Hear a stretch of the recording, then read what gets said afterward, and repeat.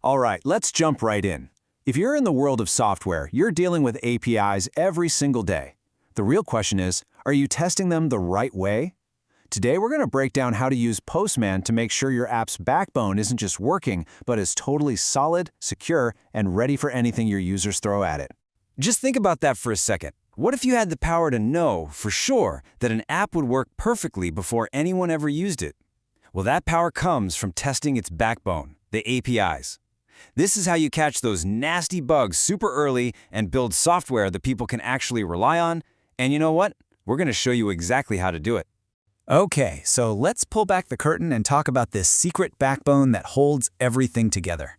You know, APIs are kind of like the invisible workhorses of the internet. They're the digital bridges that let all the different parts of an app talk to each other.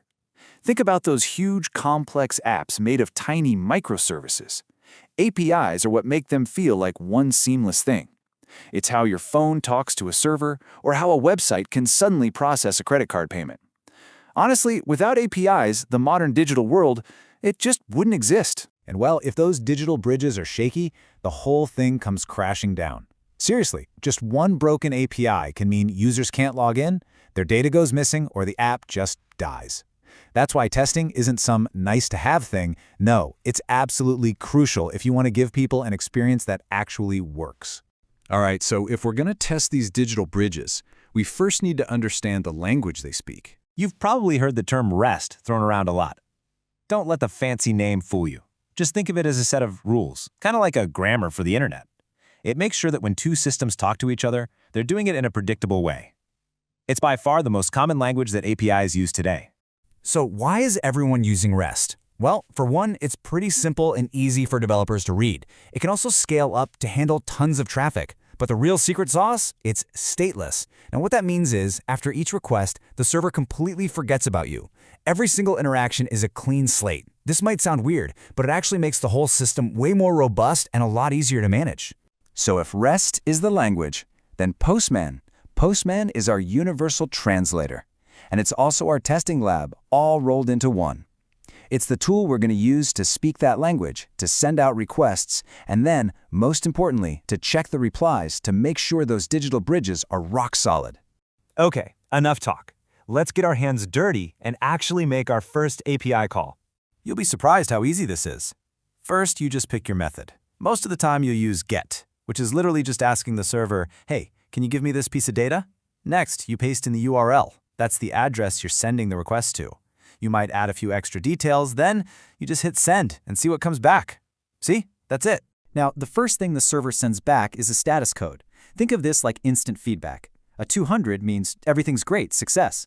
A 404, well, you've seen that one before. It's the classic page not found. And if you see a 500, that's a heads up that something broke on the server's side. Just knowing these three codes will save you, and I mean literally, hours of painful debugging. Okay, sending one-off requests is cool and a great first step. But that's not how real people use apps, right? We don't just do one thing. We log in, then we check our profile, then we update something. The real power of Postman comes from simulating that entire user journey. So let's walk through a classic example. First, the user has to log in, right? That's a post request where we send their username and password. Then once they're in, the app needs to fetch their data. That's our GET request. And if they change their profile picture, that's a PUT request.